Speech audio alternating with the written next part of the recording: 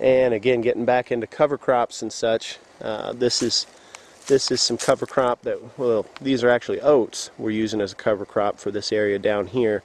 More likely than not, and you can see, you know, it's dead of winter here, and we're also having a heck of a time with deer and rabbits and such coming in. You can see there's a fair amount of bare spots. It isn't always like like it shows in the little you know, prepared photographs and airbrush photographs in the little magazines and in the you know, organic gardening books and such, guys. Sometimes you end up with a bare area like that where, you know, for whatever reason, the deer or the rabbits really liked the oats that were growing there compared to these sections over here.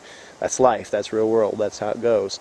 Also, just you know, this could have been just a seeding error when we were spreading the seed for this stuff before we disc it in. Anywho, getting back to the cover crops, you know, this is basically anything that we need to let our soil rest every so often, and that's biblical in that as well too. Basically, every 7 years, you're supposed to let a growing area rest in that also, the Sabbath year in that. And there's, you know, we're not going to get into all that, but you know, you can definitely, no matter how you feel about that, you can definitely see benefits from doing that. We did that with a couple of the areas we usually have in high production a few years ago, and the following year we saw an increase just from doing that. Nothing else, just letting the land rest for a year, you know, for a year's period of time. And so you have to realize that some of the stuff isn't going to give you immediate results, putting in these cover crops and that. And again, this is dead of winter. This is why these oats don't look very good. Here, just a few weeks ago, before we got a couple of really good cold snaps, these were bright green, looked like good lawn grass, stuff like that. You know, couple of 17, 15, 13 degree, you know, freezes, and they look like they're almost dead. That's okay. What they're doing a couple of things. They're helping erosion because they're holding in the soil. We can cut it. You know, we can come through and mow it. The mulch is going to build up on the ground and such as well too. Or we could just till it in at this point. We could just come through with a disc harrow, something like that, or even a small, like a garden tiller, and till this stuff all in and let it rot. You know, let it rot in the soil. You know, that's something we could do here also. The biggest thing is just getting, you know, having something pretty much always going, you know, in your garden areas, so that there isn't, number one, it doesn't get chock full of weeds like these areas that, you know, that it either didn't get spread well in, or the deer got in and chewed up and that. Good ideas for cover crops. Alfalfas work better up north. Down here we have a bit of a time with them. Clover is a good idea. Oats are nice for winter. That's why we use them here in the fall down here, when we planted them late fall. Also in wetter areas, you know, an area that's typically pretty soggy, you're not going to have a good chance of getting wheat going there. You know, or maybe some of these other cover crops, the legumes, the cowpeas, the soybeans, things like that add nitrogen to the soil. Typically those are going to be something that you're going to grow in the summer or in the spring. This was what we had. This is where our break, when our rotation down here was in the winter time. So we went with the oats down here. We may cut these, you know, we may till them in, we may let them grow some more in the spring. They'll start growing again, and they'll start heading out with oats. We may cut it then, just like we did the wheat in the other video, and use it for animal food, for rabbit and chicken food. That's the other thing you got to think about growing. We're not talking about just going down to the feed store and, you know, getting another sack of rabbit pellets or another sack of chicken feed when the time comes. We're talking about being able to grow enough to feed your animals, even goofy dogs and stuff like that also. That's all we had for right now. Appreciate you watching. As it gets closer to spring, we'll do more in some of these areas, and that's dead of winter here right now, so can't really do a lot.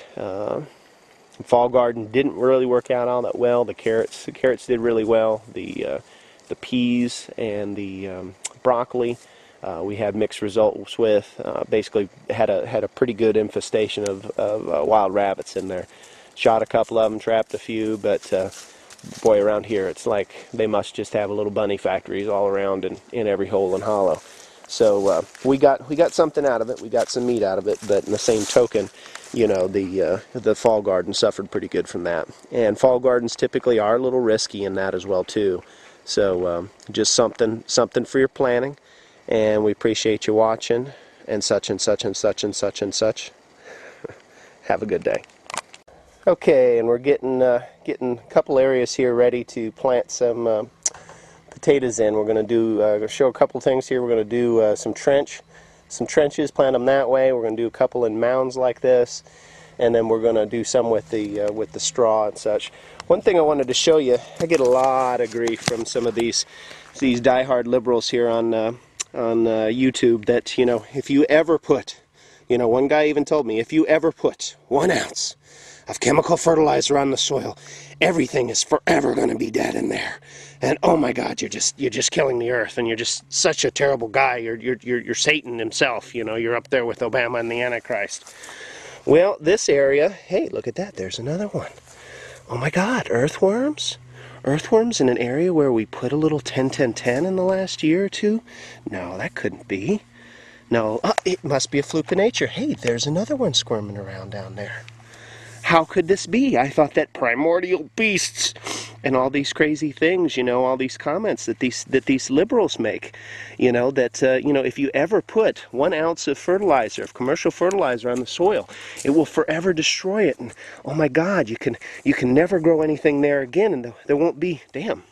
Sorry, I'm just getting surprised by all these earthworms. We usually don't see a lot of earthworms, but you know, anywho. Wow. Good Lord, we're going fishing this afternoon. Look at all these monsters. Anywho, just wanted to point out, sometimes with folks, the ideological aspects are more important than why you're actually doing it. And of course, to a lot of liberals, they've just heard for years that, you know, if you know, organic is the only way to go, and if you ever put a drop of fertilizer, of commercial bag fertilizer, on your soil, it's going to just destroy it. And, you know, these are the same idiots that back in the 90s were telling people that, you know, would need SPF 6 million come the year 2000 because the ozone layer was gone and all the trees were going to be destroyed and things like that. So just remember that when you're looking at your stuff. Do what you can to improve the soil, as we've said, as we've showed you, and all that good stuff. But any of these folks that say that if you ever use any bit of chemical fertilizer on your ground, it's going to destroy it, it's going to make it where nothing can live in, they're full of crap. And there's good proof of it right there, folks. And I'm sure as we dig around some more, we'll find some more little wiggly worms in here. We'll be back in a bit.